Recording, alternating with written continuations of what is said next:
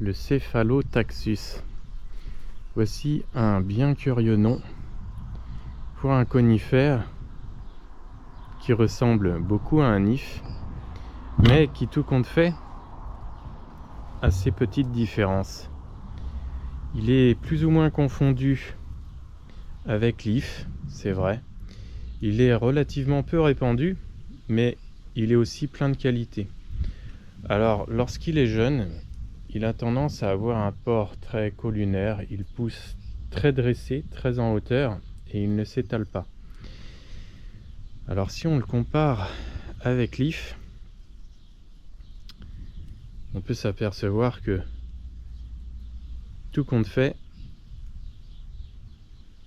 il ne se ressemble pas tant que ça. La couleur est un petit peu différente. Les aiguilles sont franchement plus longues, beaucoup plus épaisses, beaucoup plus étalées, beaucoup plus larges. Alors c'est un conifère qui ne pique pas, bien que il pourrait presque faire peur. Et les aiguilles ont toujours ce petit caractère, c'est que en fait les pousses sont très marquées et on obtient des zones nues ou presque nues, des aiguilles courtes, des aiguilles longues, des aiguilles courtes, des aiguilles très courtes voire inexistantes, et ainsi de suite. Tout le long des rameaux, c'est toujours comme ça. Alors c'est une originalité qu'a la plante. Les aiguilles, le feuillage tient très très longtemps sur les plantes, puisque si on compte ces aiguilles là, donc tout ce feuillage, il a 1 an, 2 ans, 3 ans, 4 ans, 5 ans. Alors le feuillage tient très longtemps sur les plantes, c'est très très rare sur un conifère à aiguille. C'est un conifère ici qui est vraiment à l'ombre, il ne voit le soleil que 1 ou 2 heures le matin, autrement il est toujours à l'ombre puisque il est encadré de végétation. Tout autour il y a de la végétation, et ce dans tous les sens, puisque il est sous des arbres et des arbustes. Alors le Cephalotaxus harringtoniana est originaire du Japon.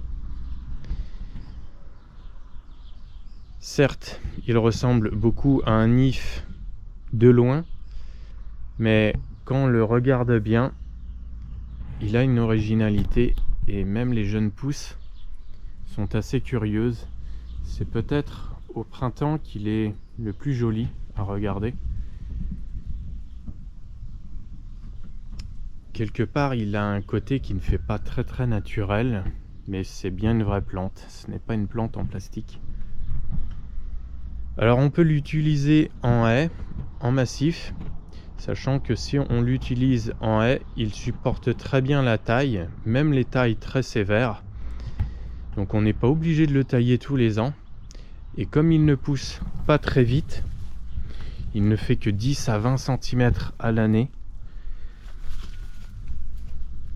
il est relativement proche au niveau croissance d'un if. Si on regarde une pousse qui a environ 5 ou 6 ans, on s'aperçoit que le bois est très fin, les pousses sont quand même très fines. Alors avec un taille-haie, on n'aura aucun mal à les tailler tous les 2 ou 3 ans seulement. C'est presque une plante idéale pour les fainéants qui ne veulent pas tailler leur haie tous les ans. Et comme il pousse très bien à l'ombre, vous pouvez très bien faire une haie sous des arbres ou des arbustes.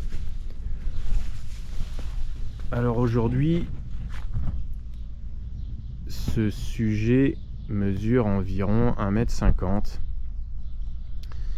Il doit avoir environ une dizaine d'années de plantation. Donc ça en dit long sur la croissance de la plante.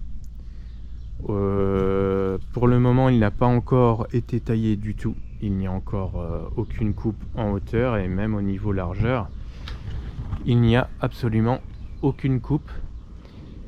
Alors il fait 1,50 m de hauteur et en largeur, il ne dépasse pas 50-60 cm. Hormis cette petite branche qui, on ne sait pas pourquoi, elle va chercher un peu de lumière sur le côté. Autrement, c'est un très joli conifère. Il est relativement graphique. On m'en a déjà fait la remarque. Il a un côté très original. On trouve plusieurs variétés, notamment des variétés à feuilles jaunes. Alors pour l'ombre, c'est l'idéal, mais il peut aussi accepter le soleil si le sol n'est pas trop sec. Et il faut évidemment un sol relativement fertile. Alors vu du dessus, ça donne ça.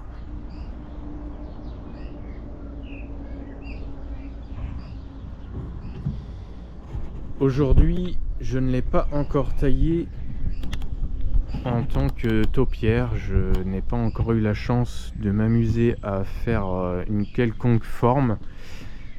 Mais j'imagine que le tailler en colonne, c'est peut-être ce qui peut être le plus intéressant. Sachant que il est certain que le tailler 2 fois par an, ce serait un peu stupide. Parce que tout compte fait, on perdrait toute son originalité de son feuillage qui est vraiment très intéressant. Quelque part, ça rappelle un petit peu certaines euphorbes avec des feuilles courbées et orientées vers le sol.